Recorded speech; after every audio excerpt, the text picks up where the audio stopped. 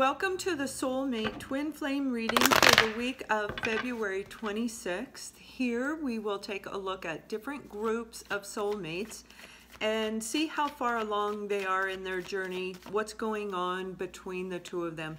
Kind of, just where the relationship or ex-relationship is at between you and your soulmate.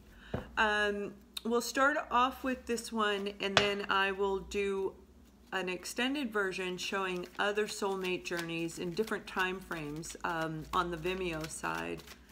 So we have the Five of Wands, the Knight of Pentacles, Eight of Pentacles, Four of Swords.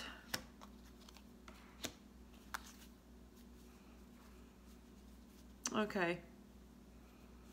So what I'm hearing, there's a group of you that you and your ex have been apart for a while.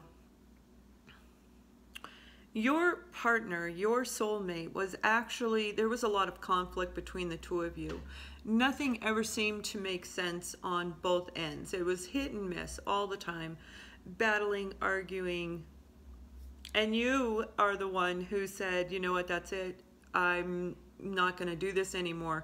And you actually broke free and walked away as much as you could. I mean, the soulmate relationship is such a strong connection. You still think of them, but you are moving forward in your life, and you've been working on your finances.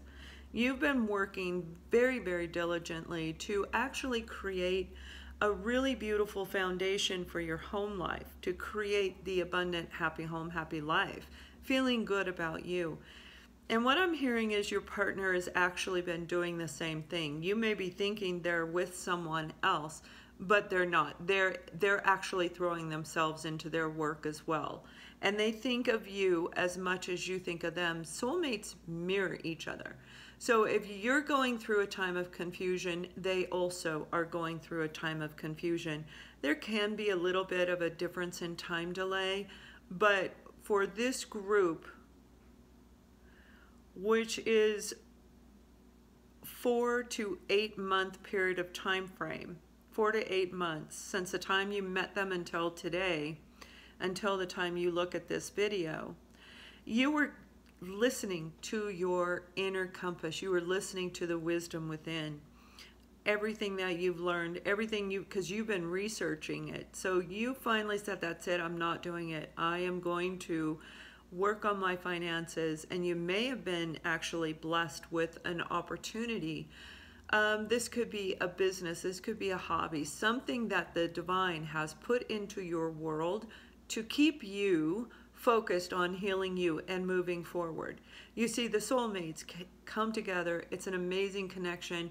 Somebody says or does something that triggers one or both people, and they pull away, and the healing is done separately. Very, very important for that healing to be done separate. If you're still in contact with your partner, yeah, no, this isn't your reading, but we might catch you on the next one on the Vimeo side. But you've chosen to walk away. You're putting all your energy and effort into healing and into your career, both. And you're taking action to try and let go of that connection, that deep, deep connection, to move forward in your life. And you realize now how exhausting it is. Healing, the soulmate journey is actually pretty easy. When you meet your soulmate, it's simple, right? It's not easy. It's simple. You go back, heal old wounds, and you release it and move forward. But you see, it's exhausting because we have to go back and look at every relationship that has come across our path to see if we can pull the lessons out of those. We go through relationships where there could be disagreements, not in harmony with each other, and we repress those. We just say, this isn't going to work, and we move forward, repressing them. Well, now that you've met your soulmate, it's time to go way back and actually work on those things that you shoved down and did not want to look at, most definitely didn't want to heal. You've definitely gone through a period of healing, and you're coming out of that conflict, the inner conflict that you've been going through. because you said, that's it, I'm going to walk away right now. And you could be absolutely exhausted. You're on that wonderful, happy high that comes from that euphoric feeling that comes from the divine giving us a project to work on while we're waiting for our soulmate, while we're going through the healing process within ourselves, because the divine is working on the underneath, the subconscious and the soul, and you need to work on the upper, the conscious mind, and coming together in the center so that you can feel centered, grounded, and all the healing takes place.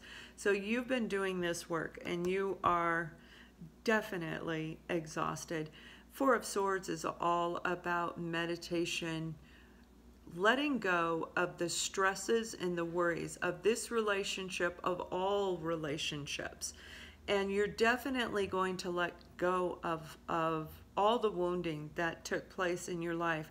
Now, you may not with the soulmate, but that will be the last healing that you need to do, is with that soulmate.